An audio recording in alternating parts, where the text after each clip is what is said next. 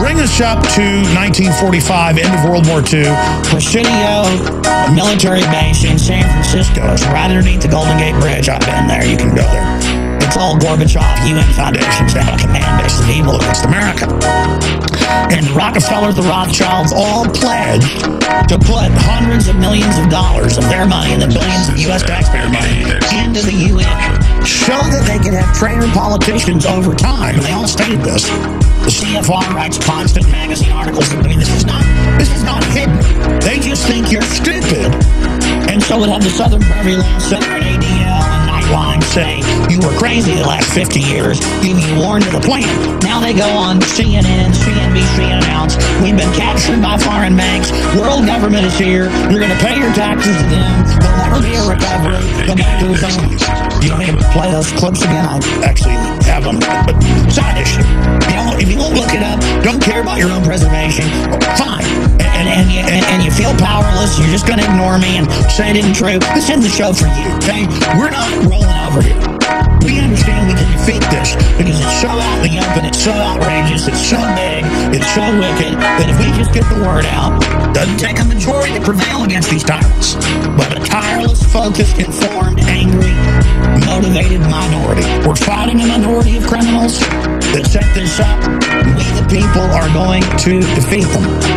Now, continuing, please look this up. The Republic couldn't fall from without. It could only fall from within. So the globalists have taken over the U.S. They have used these nations to set up their global corporate government while getting us into debt to them, while letting us take the blame for what they've done, so that other globalist arms can pose as the good guys and get other countries to join them in coalitions. Meanwhile, the banksters that issue the currency and credit through fraud, through fractional reserve banking, and now infinity lending via the fraudulent counterfeit instruments of derivatives, they've now leveraged that, and they sit above the BRICS, the Shanghai Cooperative, the Anglo-American, Europe, England, U.S., Canada, New Zealand, Australia powerhouses. The three trilateral arms, all, and by the way, Rockefeller wrote books on this. David Rockefeller, the Trilateral Commission founding documents from 1974 are public. That's how I knew the whole plan. I didn't just magically imagine all this and now it's magically happening. It's all laid out, just like a program for a play. If you went to a play with 3 acts of William Shakespeare's Julius Caesar, and you have what's coming up next, honey? There's going to be the death of Caesar. And then the death of Caesar happens. They stab him to death in the Senate. And my wife doesn't tug on my arm and go, baby, you're psychic. There's a program. There's a program. It's a program. It's a program. We're on a program. And the program doesn't lead to a nice place. Okay? Now, to make a long story short, the United States is taken over by the Federal Reserve in 1913. It's only had a beachhead then. They expand their power, their control, leverage it. Emergency Powers Act 1933, bringing the government under emergency rule ever since then. 1945 started implementing the income tax that they passed in 1913 to pay the offshore Federal Reserve, as even the Grace Commission of Ronald Reagan found in 1981, not 1 red cent of your income tax goes to pay for anything. It goes to the bankers. He made it up all out of nothing like Bernie Madoff and Ken Leonard. Now, these banksters worldwide, they don't want anyone to be armed to be able to resist them. When their mercenaries or their militaries go in, I mean, they think you're so stupid, folks. The State Department publicly funded the Coney 2012 video, which we exposed first. Alex admitted. They publicly funded a guy who hadn't been seen in 5.5 years, who controlled a few hundred square miles in northern Uganda. We predicted in the Obama deception 3.5 years ago they would invade and use him as the invasion pretext.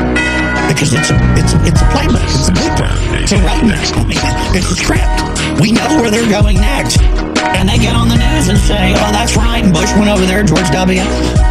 The U.S. military is invading almost every country over there, calling humanitarian assistance. And the UN goes in and slaughters the people and takes their property. I mean, villages, burns them to the ground, and if you resist, they kill you. They're just taking the property everywhere. It's a mass extermination going on. And you tell the average yuppie that, and they go, good, they're getting Coney. They're freezing assets of individuals and stopping mobility all over Africa now countries 2,000 miles away from Tony. Now, they don't want the Africans being able to get guns to defend themselves. Some are good, some are bad. The point is they're not globalists. They don't want you having a gun. They don't want police departments. In fact, I've got big giant files from the LA Times, you name it, back in the 60s, when they actually put this State Department plan out. 7277. But guys, print me 7277. It's online too. I've forgotten more than I remember. And it shows even our local police, after the takeover, they're going to be disarmed. And it's only going to be the UN, like in Hunger Games, that come floating over you in the big drone, and we're all down here with sticks and stones.